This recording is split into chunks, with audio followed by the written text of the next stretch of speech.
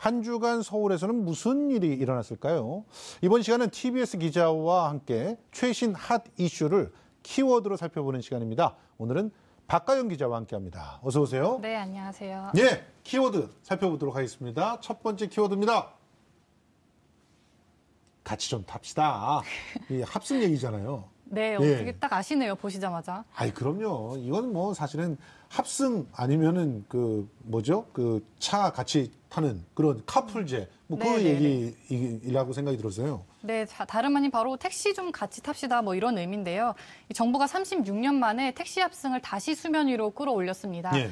바로 어제 국토교통부가 이 승차난 해소 등을 위해서 택시 합승을 허용하는 방안을 검토하겠다고 밝혔습니다. 예, 사실 저도 예전에 택시 합승 많이 했었거든요. 합승을 안 하면 차가 없기 때문에 특히 이전에 일산에서 살던 적이 있었는데 그때는 정말 합승용 그 총알 택시를 타지 않으면 밤에 귀가를 할 수가 없을 정도로 일산 쪽의 교통편이 굉장히 안 좋았었던 때가 있었거든요.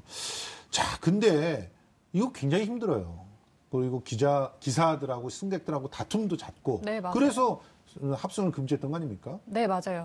그 택시 합승이 1982년에 전면 금지됐었거든요. 지금도 물론 금지고요. 왜냐하면 당시에 택시 기사들이 그 호객 행위를 너무 하다 보니까 승객이 타고 있는데도 한 명 더 타도 되냐 이런 식으로 물어보기도 하고 또 여러 명의 승객이 하나의 미터기를 이용하다 보니까 요금을 대체 어떻게 나눠야 되냐 뭐 이런 시비도 좀 빈번하게 있었고요. 그렇죠. 그 무엇보다 이 택시 기사랑 한 명의 승객이 공모를 해서 좀 범죄 행위가 일어나는 경우도 맞습니다. 있어서 정부가 이제 정면 금지를 시켰었습니다. 솔직히 그때 뭐 여성 승객들 같은 경우는 자잘한 성추행이나 성희롱 같은 피해는 훨씬 더 많았거든요. 그래서 합승 택시는 아예 타질 않는 그런 모습들이 있었는데 그런데 왜 다시 허용을 하자는 거예요?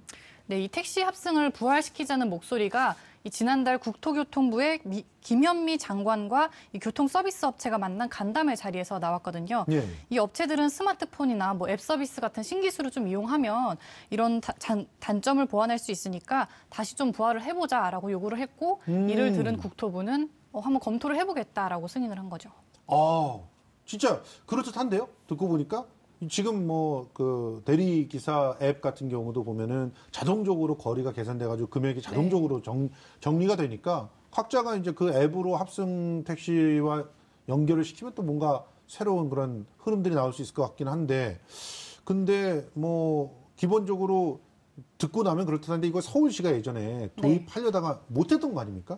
네, 사실은 뭐 택시 합승 부활이 이번이 처음은 아니거든요. 2015년에 한번 얘기가 이미 나왔었습니다. 서울시가 이제 강남역 일대 그리고 금요일 새벽 시간대에 한시적으로 택시 합승을 허용해보자라고 이제 추진을 했는데 이게 승객들 반응도 미적지근하고 또 반대 의견도 많았고요. 뿐만 아니라 이제 택시 업계에서도 합승을 근절하려고 했던 이런 노력이 무산되는 거 아니냐라면서 반발을 해서 결국에는 이제 무산이 돼버렸습니다. 장단점이 참 명확해요. 그러다 보니까 좀 가늠이 안 되는데 사실 일부 지역에서는 여전히 뭐 총알 택시, 뭐 다람쥐 택시 뭐 이런 거 하고 있잖아요. 네, 아직도 합승을 뭐 하면서 만연한 상태고요. 뭐 주로 등산로나 뭐 학교, 지하철역 같은 데서 이제 이런 합승을 노리는 다람쥐 택시, 그러니까 1인당 개별 요금을 받고 짧은 거리를 왔다 갔다 하는 다람쥐 택시가 만연한데요. 뭐 저도 실제로 이런 경험을 많이 겪었고요. 근데 문제는 이런 택시들이 1인당 요금을 한 명씩 다 받습니다. 그렇죠. 예를 들면 3,000원이 나오면은 1,500원씩 나눠서 내는 게 아니라 한 명씩 3,000원을 내기 때문에 사실상 뭐 사람 수대로 돈을 다 받게 되는 거죠. 이렇기 때문에 오히려 이번 계기를 통해서 허용 방안이나 뭐 요금제를 명확하게 좀 정하는 것이 좋겠다는 생각이 들더라고요. 그렇죠. 그 앱을 잘 도입을 하면 그런 문제는 해결될 것 같은데 국토부에서 그래서 앞으로 잘 진행해보자 이런 얘기를 하고 있는 거군요. 네, 일단은 긍정적이고요. 굉장히 긍정적이고 그 국토부는 좀 다음 달 열리는 이 토론회를 통해서 업계의 입장이랑 또 시민 의견을 종합적으로 들어서 장단점을 좀 면밀히 파악해서 좀 추진해 보겠다고 지금 밝힌 상황입니다. 이렇게 되면 사실은 합승 택시라고 하는 제도를 하나 더 만들어야 되는 건 아닌가 하는 생각도 듭니다. 뭐 그래서 요금도 좀 차별화하고 좀 아까 말씀하신 듯이 3,000원 나왔는데 3,000원 혼자 다니는 건 굉장히 억울하잖아요. 그런 부분들을 좀 잘 생각을 해서 좀 조정을 했으면 좋겠습니다. 자, 그럼 두 번째 키워드 넘어가 보죠. 둥근 달이 떴습니다. 뭐 이거야 뭐 정월대보름 얘기가 아닌가 이런 생각이 드는데요.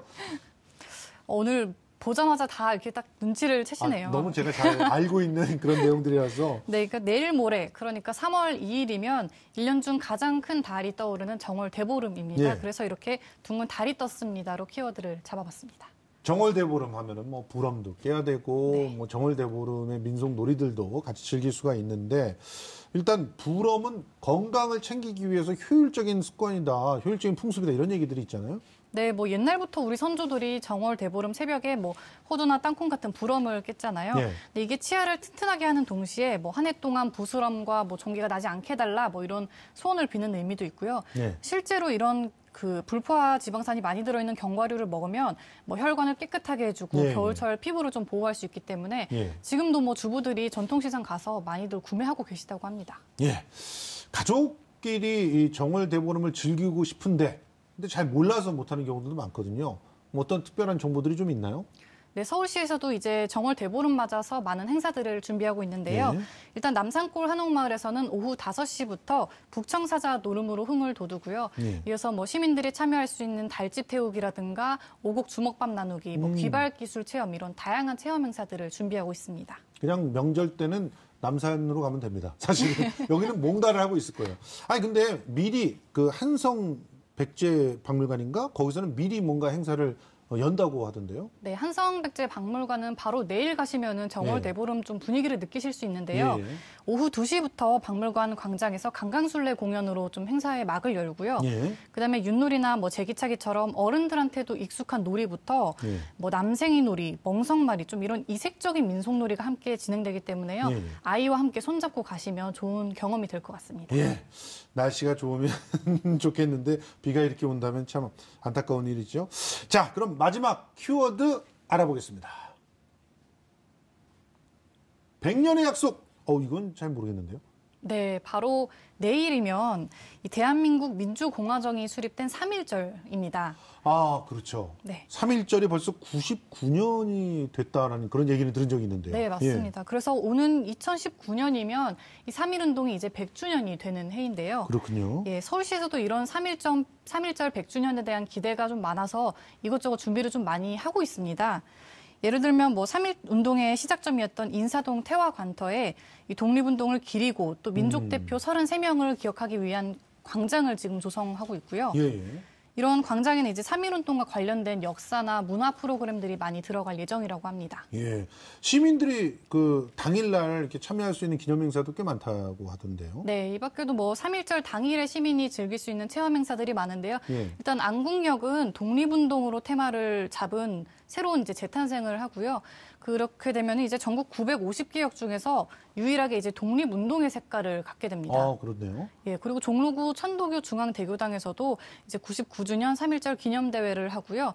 잠실 주경기장에서는 이제 마라톤 선수 이봉주와 같이 달리는 시민 마라톤 행사가 있고 예. 시립미술관에서도 3.1절 관련 전시들이 연다고 합니다. 우리 TBS에서도 특별 방송 준비하고 있죠? 네, 물론입니다. 저희 TBS에서도 준비를 하고 있는데요.